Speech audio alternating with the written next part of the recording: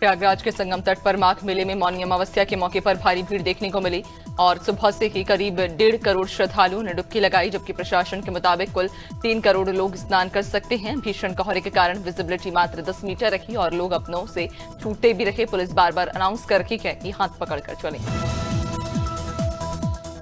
DGCA ने airline Indigo पर कुल 22.20 करोड़ का जुर्माना लगाया। ये कार्रवाई 3 से 5 दिसंबर 2025 के दौरान 2507 फ्लाइट कैंसिल और 1852 फ्लाइट में देरी होने पर की गई। डीजीसीए ने एयरक्राफ्ट रूल्स 1937 के तहत 1.80 करोड़ एकमुश्त और एफडीटीएल नियमों का पालन न करने पर 68 दिन के लिए 26 जनवरी को भारत 77वां गणतंत्र दिवस मनाएगा। इस बार मुख्य परेड की थीम वंदे मातरम रखी गई।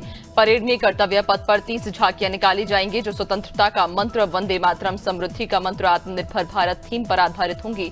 सेना की नई 12 बटालियन भी शामिल होगी। इस बार राफेल और सुखोई विमानों के साथ।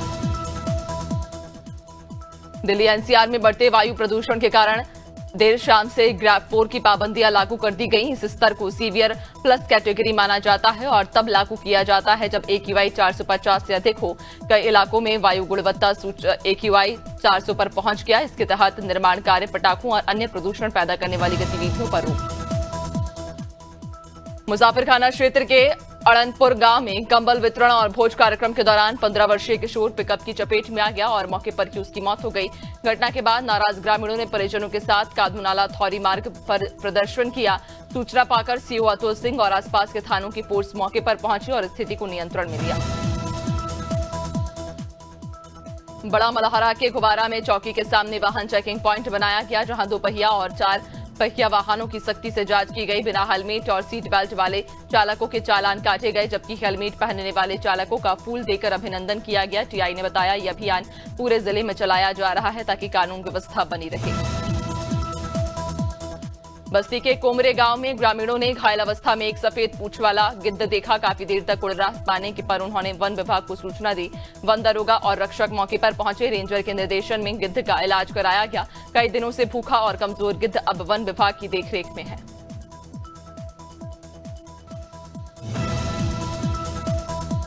बुलंदशहर के कोतवाली नगर क्षेत्र के देवीपुरा मोहल्ले में काली मंदिर के पास टेंट के गोदाम में देर शाम अचानक आग लग गई।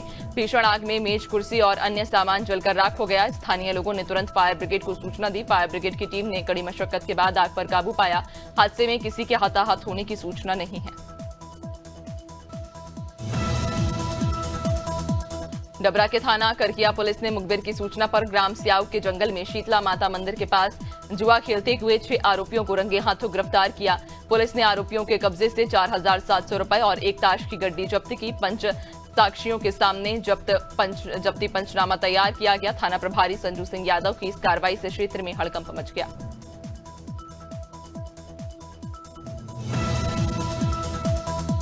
देवेंद्र नगर पुलिस ने कट्टा लहराते एक युवक को गिरफ्तार किया। आरोपी के कब्जे से 12 बोर का देसी कट्टा और एक जिंदा कारतूस बरामद हुआ। उसके पास कोई वैध लाइसेंस नहीं था। पुलिस ने आरोपी के खिलाफ आर्म्स एक्ट के तहत मामला दर्ज कर जेल भेजा। पुलिस ने चेताया कि सोशल मीडिया पर अपराध दिखाने वालों के खिलाफ सख्त कार्रवाई जारी रखेगी।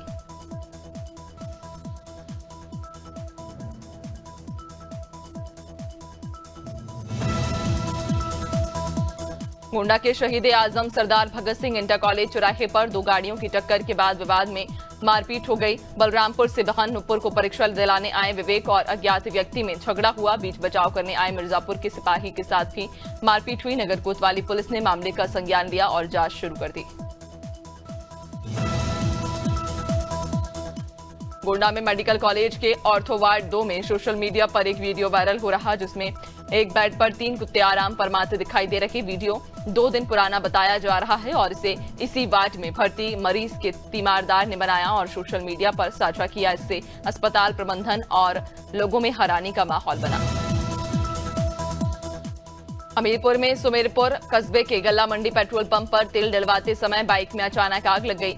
बाइक धू कर जलने लगी, जिससे पंप में हड़कंप मच गया। पेट्रोल पंप कर्मियों ने कड़ी मशक्कत के बाद आग पर काबू पाया। बड़ी दुर्घटना टल गई और पंप कर्मचारी सुरक्षित रहे।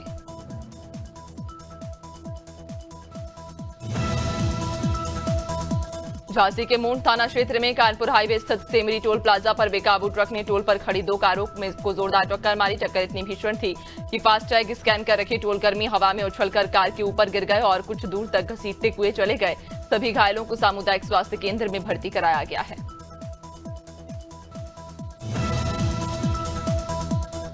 कानपुर थाना महाराजपुर क्षेत्र में देर रात पत्नी ने अपनी पत्नी को कमरे में 2 लड़कों के साथ देखा तो वापस आने के बाद दोनों के बीच विवाद बढ़ा और पति ने गला दबाकर पत्नी की हत्या कर दी। हत्या के तुरंत बाद आरोपी पति खुद थाने में सरेंडर करने पहुंचा। पुलिस ने मौके पर पहुंचकर शव को कब्जे में लिया और आगे की कार्रवाई शुरू कर दी।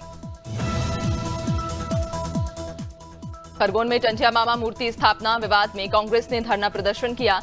जिला कांग्रेस कमेटी ने नगर पालिका पर 9.90 लाख रुपए के टेंडर के बावजूद 1 लाख रुपए से कम कीमत की फाइबर मूर्ति लगाने का आरोप लगाते हुए भ्रष्टाचार का मामला बताया। कांग्रेस ने आदिवासी समाज का अपमान बताते हुए दोषियों के खिलाफ कार्रवाई और निष्पक्ष जांच की मांग की।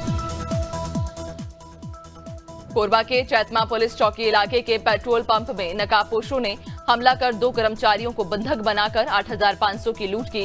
वारदात में 4 बदमाश 2 बाइक पर आए थे और लाठी डंडा और चाकू से लैस थे। घटना के समय कर्मचारियों ने दबाव की कोशिश की, लेकिन नकाबपोश आरोपियों ने जल्द ही मैनपुरी कोतवाली क्षेत्र के राजा के ताल के पास अतिक्रमण के खिलाफ राजस्व टीम और पुलिस ने संयुक्त रूप से कार्रवाई कर अवैध निर्माण को हटाया। शिकायत पर्यटन मंत्री जयवीर सिंह को मिली थी, जिसके बाद एसडीएम ने मौके पर पहुंचकर कार्रवाई के निर्देश दिए। टीम ने पुलिस बल के साथ स्थिति का निरीक्षण किया।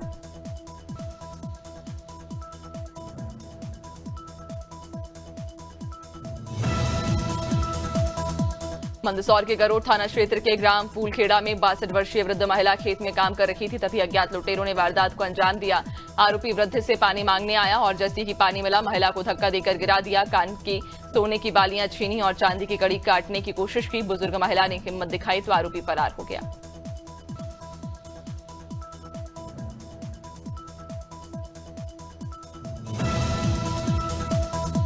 रायबरेली के लालगंज स्थित आनंदा डेयरी प्लांट में दिल्ली से आई आईटी टीम के डिप्टी डायरेक्टर की तबीयत अचानक बिगड़ गई। सिर में दर्द की शिकायत के बाद उन्हें सीएचसी लाया गया, जहां प्राथमिक उपचार के बाद उच्चतर सेंटर भेजने की सलाह दी गई। बता दें कि प्लांट में पिछले 3 दिनों से दिल्ली की इनकम टैक्स टीम जांच कर रही थी। जन जन की सरकार जन जन के अभियान के तहत रुद्रप्रयाग के विकास खंड अगस्त्य मुनि की न्याय पंचायत भीरी में बहुउद्देशीय शिविर का आयोजन किया गया। शिविर की अध्यक्षता जिला कार्यक्रम अधिकारी डॉक्टर अखिलेश मिश्र ने की। 41 शिकायतें प्राप्त हुई, जिनमें अधिकांश का मौके पर समाधान किया गया। शेष शिकायतों को संबंधित विभागों को समयबद्ध। संभल के अमरपुर ग्राम पंचायत की शिकायतों पर जिलाधिकारी के निर्देश पर गठित जांच टीम गांव पहुंची और वास्तविक स्थिति का आकलन किया। ग्रामीणों ने पीएम सूर्य घर, श्री अन्न योजना और समर कैंप जैसी योजनाओं में अनियमितताओं के आरोप लगाए। जांच टीम ने अभिलेखों की जांच की और शिकायतकर्ताओं और ग्राम प्रधान के बयान दर्ज किए।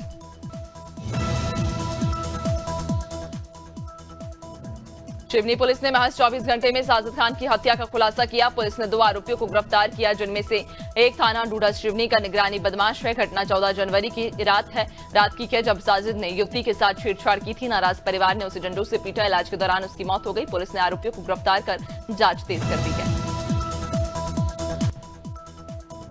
इंदौर में विषैले पानी के सेवन से हुई मौतों के विरोध में सिंगरौली में जिला कांग्रेस कमेटी ने कलेक्टर कार्यालय के सामने 1 दिवसीय गांधीवादी उपवास रखा। नेताओं ने इसे प्रशासनिक लापरवाही और सरकार की असंवेदनशीलता करार देते हुए पीड़ित परिवारों को न्याय, मुआवजा और दोषियों के खिलाफ सख्त कार्रवाई की मांग की और सरकार से जवाबदेही तय करने की अपील की।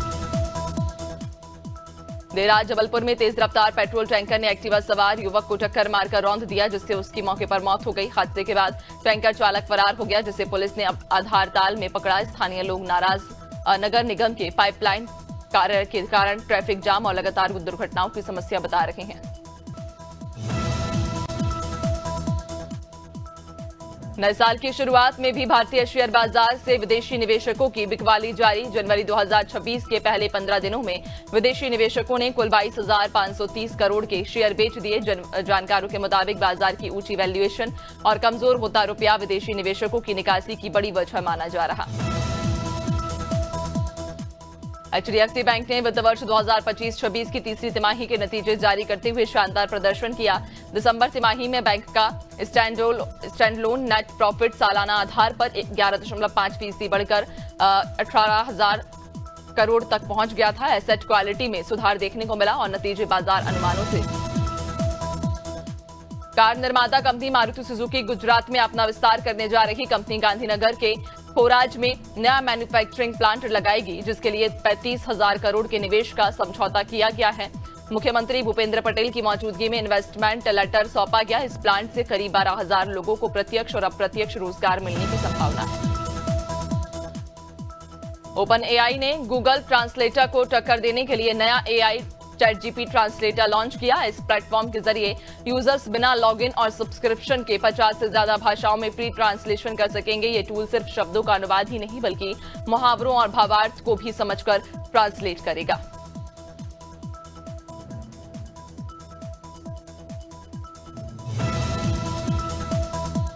आईसीआईसीआई बैंक ने चालू वित्त वर्ष की तीसरी तिमाही के नतीजे जारी किए। अक्टूबर-दिसंबर तिमाही में बैंक का शुद्ध मुनाफा सालाना आधार पर 4% घटकर 11,318 करोड़ रुपए रहा, जबकि पिछले साल इसी अवधि में मुनाफा 11,792 करोड़ रुपए था। हालांकि एसेट क्वालिटी में सुधार देखने को मिला और ग्रॉस एनपीए घटकर 1.53% पर आ गया।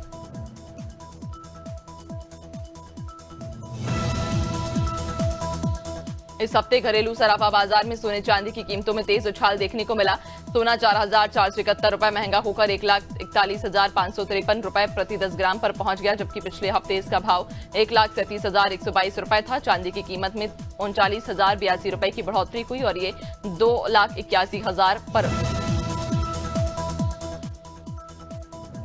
विमेंस प्रीमियर लीग में रॉयल चैलेंजर्स बेंगलुरु ने शानदार प्रदर्शन जारी रखते हुए लगातार चौथी जीत दर्ज की। बेंगलुरु ने दिल्ली कैपिटल्स को 8 विकेट से हराकर पॉइंटर टेबल में शीर्ष स्थान मजबूत किया। पहले गेंदबाजी करते हुए आरसीबी ने दिल्ली को 166 रन पर रोका। जवाब में कप्तान स्मृति मंधाना की 96 रन की बेहतरीन पारी से।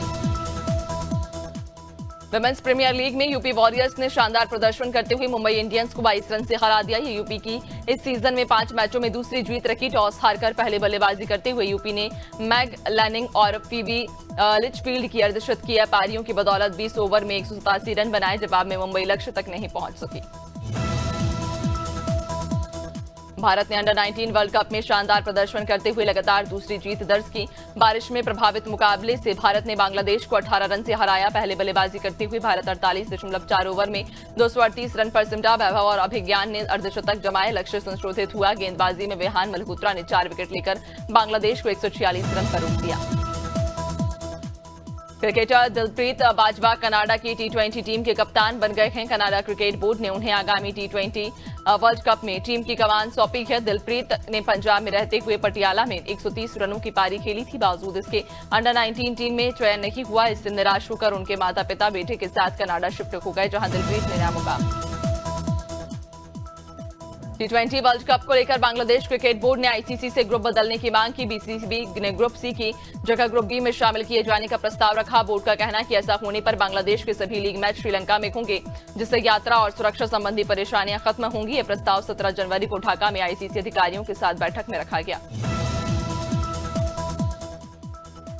बेंगलुरु के एम चिन्नास्वामी स्टेडियम में आईपीएल मुकाबले खेले जाएंगे। कर्नाटक सरकार ने कर्नाटक स्टेट क्रिकेट एसोसिएशन को स्टेडियम में आईपीएल और अंतर्राष्ट्रीय मैचों की मेजबानी की अनुमति दे दी। केएससीए ने प्रेस नोट जारी कर बताया, ये मंजूरी सरकार और संबंधित एजेंसियों की तय शर्तों के तहत की गई। एसोसिएशन ने बॉलीवुड में शादी की अफवाहों के बीच मृणाल ठाकुर ने नया पोस्ट शेयर किया। वीडियो में यूजर्स ने धनुष कनेक्शन देखा। अभिनेत्री सोशल मीडिया पर काफी एक्टिव हैं और शादी की खबरों के बीच ये उनका पहला अपडेट है। पोस्ट में उनके अंदाज और हाथ में नजर आए आइटम ने फैंस को जोड़ते हुए सोशल मीडिया पर चर्चा छेड़ दी।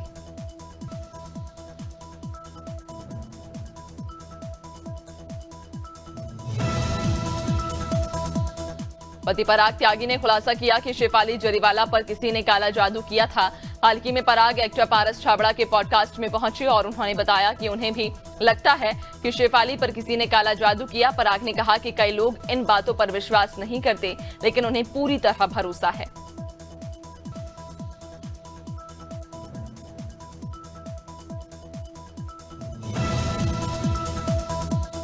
सिंगर सुनिधि चौहान बेंगलुरु में धमाल मचाने के लिए तैयार। उनका इंडिया टूर उस समय जोरों पर और बेंगलुरु का कॉन्सर्ट तीसरा स्टॉप है। पहले मुंबई और दिल्ली में हुए कॉन्सर्ट हिट रहे।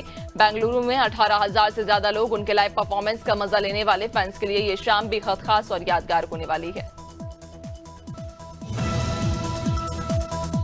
मोस्ट पॉपुलर फ्रेंचाइजी धमाल की चौथी किश्त धमाल 4 अब ऑफिशियल रिलीज के लिए तैयार। फिल्म के निर्माता और टीम ने इसका 12 जून 2026 को सिनेमाघरों में धमाकेदार रिलीज का ऐलान किया।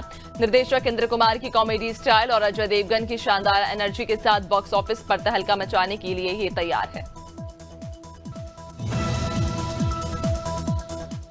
मलाइका अरोड़ा अपनी मां के साथ स्पॉट हुई और स्टाइलिश अंदाज में कैमरे के सामने पोज दिए। 52 साल की उम्र में भी मलाइका अपनी फिटनेस और ग्लैमरस लुक से सबको चौंका रही। इस मौके पर उन्होंने फ्लोरल ड्रेस पहन रखी थी और रेड लिपस्टिक से अपनी खूबसूरती को चार चांद लगा दिए। उनकी मां रेड और ब्लैक साड़ी और बड़ी रेड बिंदी में बेहद आकर्षक नजर आई। राजस्थान में बर्फीली हवा कमजोर पड़ी है और तापमान में बढ़ोतरी हुई, जिससे सुबह शाम की ठंड से थोड़ी राहत मिली। जयपुर समेत कई जिलों में बादल छाए हुए और मौसम सुहावना बना हुआ। मौसम विभाग के अनुसार 22 जनवरी से राजस्थान में एक नया स्ट्रॉन्ग वेदर सिस्टम सक्रिय होगा, जिससे प्रदेश के आधे से अधिक हिस्सों में बारिश की संभावना है।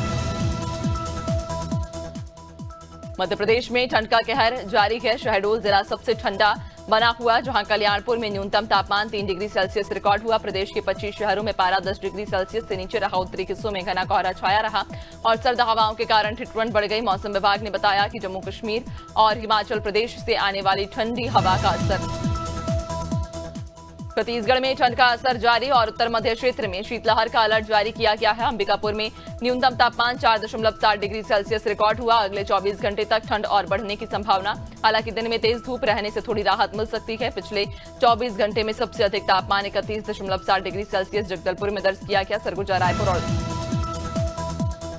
उत्तर प्रदेश में ठंड और कोहरे का असर जारी है। लखनऊ में हालात इतने खराब कि 2 फ्लाइट्स को आधे घंटे चक्कर लगाकर वापस लौट आना पड़ा। राज्य के 50 से ज्यादा जिले घने कोहरे की चपेट में। विजिबिलिटी कई जगह 0 से 50 मीटर तक रह गई। सड़कों पर गाड़ियों की लाइटें भी दिखाई नहीं दे रही थी। पारा 3.5 डिग्री सेल्सियस दर्ज किया गया। हरियाणा में मौसम का मिजाज बदला बदला नजर आ रहा। मौसम विभाग ने राज्य के 7 जिलों में घने कोहरे का अलर्ट जारी किया, जिससे सुबह के समय विजिबिलिटी कम रहने की आशंका है। वेस्टर्न डिस्टर्बेंस के असर से तापमान में हल्की बढ़ोतरी दर्ज की गई। न्यूनतम और अधिकतम तापमान दोनों में इजाफा हुआ। पंजाब और चंडीगढ़ में ठंड से थोड़ी राहत जरूर मिली, लेकिन घने कोहरे ने लोगों की परेशानी बढ़ा दी। मौसम विभाग के मुताबिक 22 जनवरी तक सुबह और रात को घना कोहरा छाए रहने की संभावना। पंजाब के 6 जिलों में कोहरे का अलर्ट है। बीते 24 घंटों में सड़क हादसों में 5-6 लोगों की मौत हो चुकी है। जालंधर में कार नाले में गिर गई। हिमाचल प्रदेश में लंबे समय से जारी शुष्क मौसम का दौर अब खत्म होने जा रहा है। मौसम विभाग के मुताबिक आज रात से पश्चिमी विक्षोभ सक्रिय होगा, जिससे 22 और 23 जनवरी को ऊंचाई वाले इलाकों में बर्फबारी और मध्य व निचले क्षेत्रों में बारिश के आसार हैं। इससे सूखे हालात से राहत मिलेगी। ताबो का न्यूनतम तापमान -2.6 डिग्री दर्ज किया गया।